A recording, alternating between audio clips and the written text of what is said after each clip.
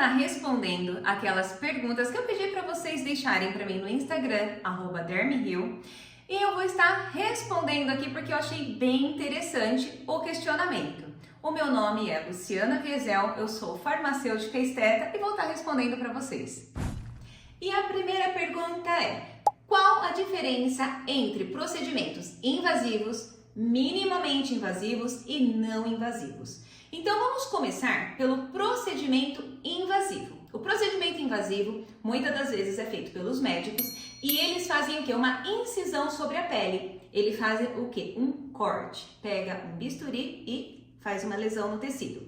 Fez o quê? Ultrapassou a camada gordurosa e ali ele fez o quê? Tirou uma apendicite, fez ali alguma cirurgia, vamos dizer assim, e depois ele veio e fez o quê? Uma suturação. Esse é um procedimento invasivo que é feito apenas pelos médicos. E também agora nós vamos explicar para vocês os procedimentos que são minimamente invasivos. Os procedimentos que são minimamente invasivos são aqueles procedimentos que você faz o quê? Você perfura a primeira camada da pele, que é a camada epidérmica, né? Você ultrapassa o extrato córneo ali naquela região e você fez o quê? Você fez um procedimento, por exemplo, um botox, ou você fez um skin buster, um bioestimulador de colágeno, uma intradermoterapia. Então esse é o procedimento minimamente invasivo.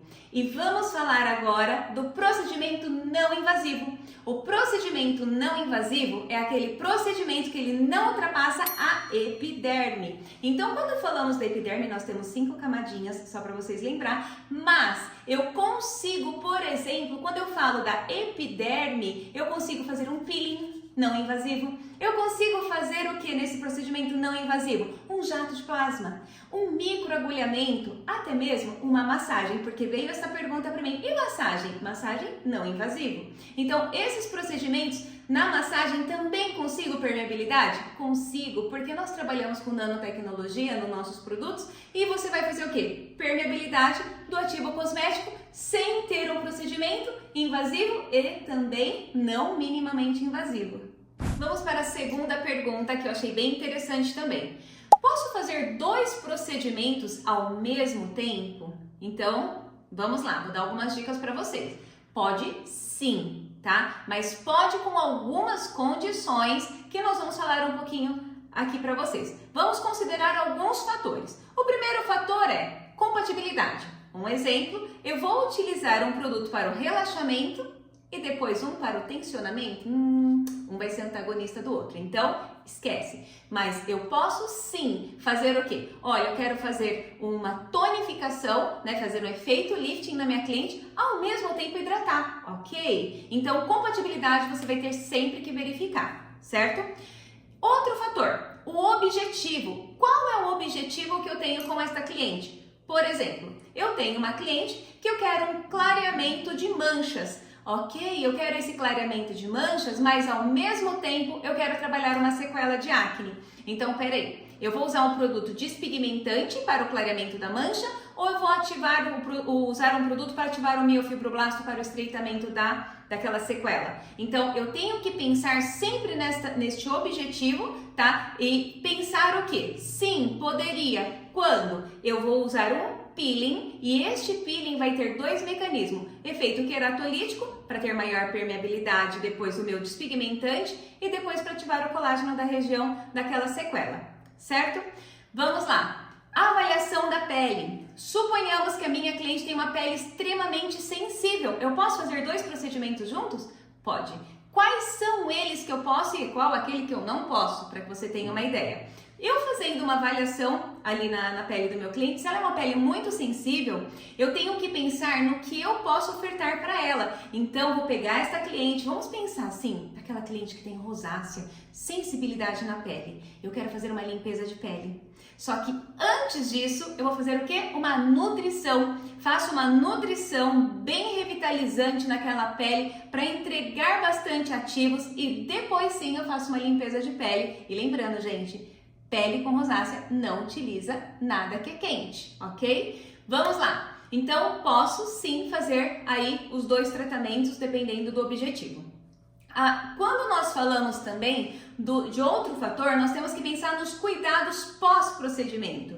Então, por exemplo, eu vou fazer um trabalho em uma pele, mas como que essa cliente vai se comportar depois? Eu vou contar um caso para vocês. Eu tenho uma cliente que ela tem uma padaria e ela é confeiteira. Então, ela faz bolo e faz toda a parte de confeite. Gente, o avião de novo passando por aqui. Então vamos lá, ela está confeitando aquele bolo, só que ao mesmo tempo ela vai olhar a massa, ok? Esta cliente é um fator que eu tenho que tomar cuidado com o pós-procedimento dela. Então, primeira coisa, orientar como que ela deve abrir o forno, certo? E depois eu vou pensar nesta minha cliente combinando 2 tratamentos. Por exemplo, ela sempre vem para fazer uma limpeza de pele. Sabe o que ela tem muito na pele? Milho. E aí nós vamos fazer o quê? A remoção daqueles milho. Então, quando eu associo esses 2 procedimentos, que é a cauterização, a remoção de milho e a limpeza de pele no mesmo procedimento, eu tenho que cuidar do pós dessa paciente com o calor, ok? Outro fator também muito importante é monitorar e ajustar, que seria monitorar e os ajustes. Quando eu penso, vamos pensar na eletroterapia estética. Quando eu quero fazer um monitoramento daquele equipamento utilizando 2 procedimentos na mesma sessão, eu primeiro tenho que avaliar o quê? Um exemplo, vamos pegar uma radiofrequência que faz gordura localizada e flacidez ao mesmo tempo? Então eu tenho que pensar qual que é o plano que está ali, aquela célula adiposa, e pensar também naquele plano que eu tenho o fibroblasto, onde eu quero uma neocolagênese, uma neoelastogênese. Então, quando eu penso nesses 2 planos, eu tenho parâmetros. Então, eu tenho que configurar, é 2,4 ou é 0,6? Qual é o parâmetro que eu vou estar utilizando? Então, pensando nas camadas, se tem necessidade de fazer ajuste para pegar as 2 camadas ou um ser aplicado após o outro. E a terceira pergunta que eu escolhi para falar para vocês é: como que eu escolho o meu produto home care? Eu estava até questionando aqui com o Lucas, é home care ou skin care? Gente, porque muitas pessoas têm essa dúvida. Home care. Home care é aquele produto que você, profissional, direciona o seu cliente ao uso e acompanha ele para fazer o quê? O gerenciamento da pele desse cliente. O skin care é o quê? Ele cuidando em casa. Então, ó, já fica essa dica aí para vocês. Vamos lá? Então, vamos lá. Como que eu vou escolher esse produto? Primeira coisa, eu tenho que ver a necessidade da pele do meu cliente. Então, por exemplo, eu fiz um laser labiano, né? Aí, o que vai acontecer em casa? Como que vai ficar a pele do meu cliente em casa? Agora, no primeiro momento, você vai ver aquela hiperemia. Mas em casa, como que fica? Fica seca. Então, eu tenho que pensar no quê? Nos 7 primeiros dias de fazer o quê? Essa pele se restabelecer, manter o seu equilíbrio para que eu possa vir com a minha proposta de acordo com aquele procedimento que eu fiz. Então, pensei nisso, vou ser bem assertiva ali na necessidade da pele do meu cliente e chegar com resultado. Outra questão é o ingrediente, né? Os ativos que vão dentro daquele produto. Eu até esses dias fui numa faculdade e nós estávamos falando sobre isso. Muitas das vezes a pessoa pega o produto, ela aplica, não, ela faz, ai, que delícia. Gente, não escolha produto pelo cheiro, tá? Porque tem 2 fatores que são assim, primordiais na indústria farmacêutica para que a gente possa levar um cosmético de qualidade e segurança para vocês é não colocar corante e não pôr essência, porque são 2 fatores que podem causar o quê? Alergia na pele do cliente. E nós sabemos que um microagulhamento não pode nem corante e também não pode ter o quê? A essência. Se fosse assim, nós não estaríamos utilizando aquele DMAI maravilhoso que tensiona a pele, que libera acetilcolina, né? E que melhora muito o aspecto rugoso da pele, porque ele cheira DMAI. E DMAI é derivado do peixe. Então, gente, fica atento nos ingredientes. Pensa, eu quero rejuvenescimento. O que o rejuvenescimento requer? Ele requer que você trabalhe a flacidez, requer que você trabalhe as rugas e também a retração dos poros. Então, pensa nisso. Então, quais são os principais ingredientes para que eu tenha esse benefício na pele? Então, é uma escolha bem assertiva quando você pensa no ingrediente e não no cheiro, ok? Vamos lá. Sensibilidade à pele. Né? Então, quando eu falo da sensibilidade, eu tenho que pensar o quê? Como que está a pele do meu paciente, se ele pode receber esse ativo e se isso não vai causar uma irritabilidade para ele em casa. Por exemplo, fiz um peeling super abrasivo e vou prescrever um peeling para ele usar durante a noite? Não, gente, pelo amor de Deus. Vamos pensar no quê? Que eu não posso ficar só fazendo o quê? Processos que vão deixar essa pele muito sensibilizada. Então pensa nisso, eu tenho que pensar que eu fiz um peeling aqui na minha clínica, em casa, o meu procedimento com home care de prescrição e acompanhamento, ele não pode ser tão abrasivo, certo? E a orientação. Como que o nosso cliente vai usar? Não adianta prescrever sem falar qual é o horário de uso, como deve ser feito. Você, por exemplo, nós temos casos de cliente que usa vitamina C noturno, apenas. Tá? Você sabia que se você colocar vitamina C por baixo do filtro solar, você tem um resultado muito mais eficiente? Gente, eu não quero vender para vocês aqui, tá? Nesse momento eu quero somente levar informação.